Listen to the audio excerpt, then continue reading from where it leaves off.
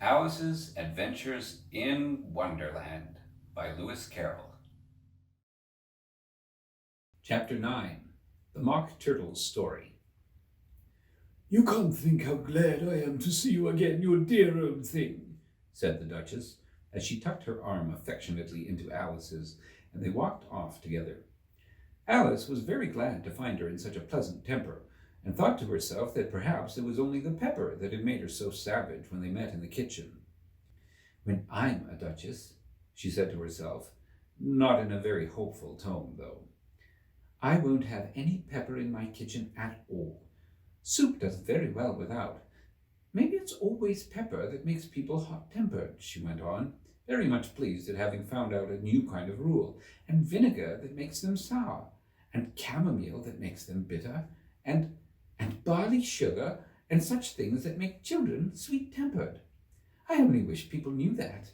Then they wouldn't be so stingy about it, you know."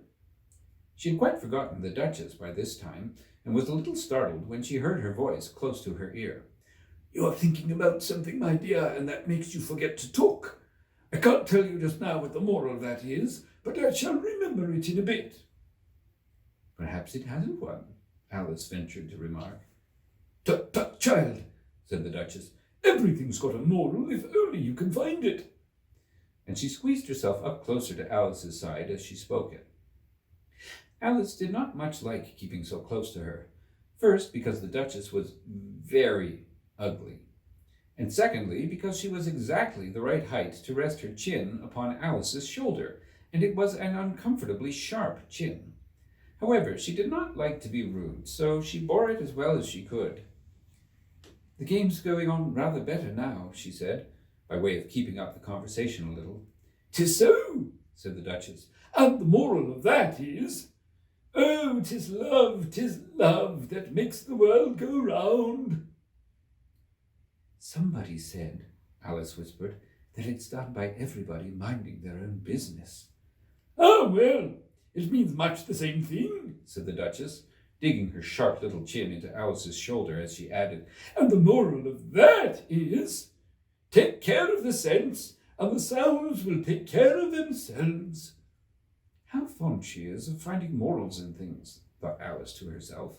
"I dare say you're wondering why I don't put my arm round your waist," the Duchess said after a pause. "The reason is that I'm doubtful about the temper of your flamingo. Shall I try the experiment?" "He might bite," Alice said, not feeling at all anxious to have the experiment tried. "Very true," said the Duchess. "Flamingos and mustard both bite, and the moral of that is, birds of a feather flock together." "Only mustard isn't a bird," Alice remarked. "Right as usual," said the Duchess. "What a clear way you have of putting things." "It's a mineral, I think," said Alice. "Of course it is," said the Duchess, who seemed ready to agree to everything that Alice said. "There's a large mustard mine near here, and the moral of that is, the more there is of mine, the less there is of yours." "Oh, I know," exclaimed Alice, who had not attended to this last remark. "It's a vegetable. It doesn't look like one, but it is." "I quite agree with you," said the Duchess, "and the moral of that is, be what you would seem to be. Or, if you'd like it put more simply, never imagine yourself not to be otherwise than what it might appear to others, that what you were or might have been was not otherwise than what you had been would have appeared to them to be otherwise." "I think I should understand that better," Alice said very politely, "if I had it written down, but I can't quite follow it as you say it." "Well, that's nothing to what I could say if I chose," the Duchess replied in a pleased tone. "Oh, pray don't trouble yourself to say it any longer than that," said Alice. "Oh, don't talk about trouble," said the Duchess. "I make you a present of everything I've said as yet." "A cheap sort of present," thought Alice. "I'm glad they don't give birthday presents like that." But she did not venture to say it out loud. "Thinking again?" the Duchess asked, with another dig of her sharp little chin. "I've a right to think," said Alice sharply, for she was beginning to feel a little worried. "Just about as much right," said the Duchess. "as pigs have to fly, and But here, to Alice's great surprise, the Duchess's voice died away, even in the middle of her favorite word, moral, and the arm that was linked into hers began to tremble. Alice looked up, and there stood the Queen in front of them, with her arms folded, frowning like a thunderstorm. "A fine day, your Majesty," the Duchess began in a low, weak voice. "Now I give you fair warning," shouted the Queen, stamping on the ground as she spoke. "Either you or your head must be off, and that in about half no time. Take your choice." The Duchess took her choice and was gone in a moment. "Let's go on with the game," the Queen said to Alice, and Alice was too much frightened to say a word, but slowly followed her back to the croquet ground. The other guests had taken advantage of the Queen's absence and were resting in the shade. However, the moment they saw her, they hurried back to the game, the Queen merely remarking that a moment's delay would cost them their lives. All the time they were playing, the Queen never left off quarreling with the other players and shouting, "Off with his head!" or "Off with her head!" Those whom she sentenced were taken into custody by the soldiers, who, of course, had to leave off being arches to do this, so that by the end of half an hour or so, there were no arches left, and all the players, except the Queen and Alice, were in custody and under sentence of execution. Then the Queen left off, quite out of breath, and said to Alice, "Have you seen the mock turtle yet?" "No," said Alice. "I don't even know what a mock turtle is."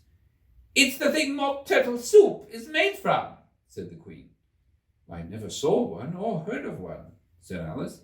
"Come on then," said the Queen, "and he shall tell you his history." As they walked off together, Alice heard the King say in a low voice to the company generally, "You are all pardoned." "Come, that's a good thing," she said to herself, for she felt quite unhappy at the number of executions the Queen had ordered. They very soon came upon a Gryphon, lying fast asleep in the sun. If you don't know what a Gryphon is, look at the picture. "Up, lazy thing," said the Queen, "and take this young lady to see the mock turtle and to hear his history. I must go back and see after some executions I have ordered." And she walked off, leaving Alice alone with the Gryphon. Alice did not quite like the look of the creature, but on the whole she thought it would be quite as safe to stay with it as to go after the savage Queen. So she waited. The Gryphon sat up and rubbed his eyes. Then it watched the Queen till she was out of sight. Then it chuckled. "What fun," said the Gryphon, half to itself, half to Alice. "What is the fun?" said Alice. "Why, she," said the Gryphon. "It's all her fancy, that. They never execute nobody, you know. Come on." "Everybody says, 'Come on' here," thought Alice, as she went slowly after it. "I never was so ordered about in all my life, never." They had not gone far before they saw the mock turtle in the distance, sitting sad and lonely on a little ledge of rock, and as they came nearer, Alice could hear him sighing as if his heart would break. She pitied him deeply. "What is his sorrow?"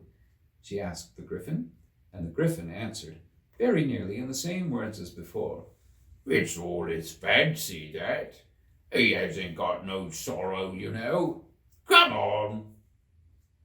So they went up to the mock turtle, who looked at them with large eyes full of tears, but said nothing. "This here young lady," said the Gryphon, "she wants for to know your history, she do." "I'll tell her," said the mock turtle in a deep, hollow tone. "Sit down, both of you, and don't speak a word till I've finished." So they sat down, and nobody spoke for some minutes. Alice thought to herself, "I don't see how he can even finish if he doesn't begin." But she waited patiently. "Once," said the mock turtle at last, with a deep sigh, "I was a real turtle." These words were followed by a very long silence, broken only by an occasional exclamation of "Hurrah!" from the Gryphon and the constant heavy sobbing of the Mock Turtle. Alice was very nearly getting up and saying, "Thank you, sir, for your interesting story," but she could not help thinking there must be more to come. So she sat still and said nothing. "When we were little," the Mock Turtle went on at last, more calmly, though still sobbing a little now and then, "we went to school at the sea. The master was an old turtle. We used to call him Tortoise." "Why did you call him Tortoise if he wasn't one?" Alice asked. "We called him Tortoise because he taught us," said the Mock Turtle angrily. "Really, you are very dull." "You ought to be ashamed of yourself for asking such a simple question," added the Gryphon, and then they both sat silent and looked at poor Alice, who felt ready to sink into the earth. At last the Gryphon said to the Mock Turtle, "Drive on, old fellow, don't be all day about it." And he went on in these words. "Yes, we went to school in the sea, though you mayn't believe it." "I never said I didn't," interrupted Alice. "You did," said the Mock Turtle. "Hold your tongue," added the Gryphon, before Alice could speak again. The Mock Turtle went on. "We had the best of educations. In fact, we went to school every day." "I've been to a day school too," said Alice. "You needn't be so proud as all that." "With extras?" asked the Mock Turtle, a little anxiously. "Yes," said Alice. "We learned French and music." "And washing?" said the Mock Turtle. "Certainly not," said Alice indignantly. "Ah, then yours wasn't a "Really good school," said the Mock Turtle in a tone of great relief. Now at ours, they had at the end of the bill French, music, and washing. Extra." "Well, you couldn't have wanted it much," said Alice, "living at the bottom of the sea." "I couldn't afford to learn it," said the Mock Turtle with a sigh. "I only took the regular course." "What was that?" inquired Alice. "Reeling and writhing, of course, to begin with," the Mock Turtle replied. "And then the different branches of arithmetic: ambition, distraction, uglification, and derision." "I never heard of uglification," Alice ventured to say. "What is it?" The Gryphon lifted up both its paws in surprise. "What? Never heard of uglifying?" it exclaimed. "You know what to beautify is, I suppose." "Yes," said Alice doubtfully. "It means to make anything prettier." "Well then," the Gryphon went on, "if you don't know what to uglify is, you are a simpleton." Alice did not feel encouraged to ask any more questions about it, so she turned to the Mock Turtle and said, "What else had you to learn?" "Well, there was mystery," the Mock Turtle replied, counting off the subjects on his flappers. "Mystery, ancient and modern, with seography. Then drawling. The drawling master was an old conjurer that used to come once a week. He taught us drawling, stretching, and fainting in coils." "What was that like?" said Alice. "Well, I can't show it you myself," the Mock Turtle said. "I'm too stiff. And the Gryphon never learnt it." "At the time," said the Gryphon. "I went to the classics master, though. He was an old crab, he was." "I never went to him," the Mock Turtle said with a sigh. "He taught laughing and grief, they used to say." So he did, said the Gryphon, Sighing in his turn, and both creatures hid their faces in their paws. "And how many hours a day did you do lessons?" said Alice, in a hurry to change the subject. 10 hours the first day," said the Mock Turtle, "9 the next, and so on." "What a curious plan!" exclaimed Alice. "Well, that's the reason they're called lessons," the Gryphon remarked. "Because they lessen from day to day." This was quite a new idea to Alice, and she thought it over a little before she made her next remark. Then the 11th day must have been a holiday. Of course it was, said the Mock Turtle. And how did you manage on the 12th? Alice went on eagerly. That's enough about lessons, the Gryphon interrupted in a very decided tone. Tell us something about the games now.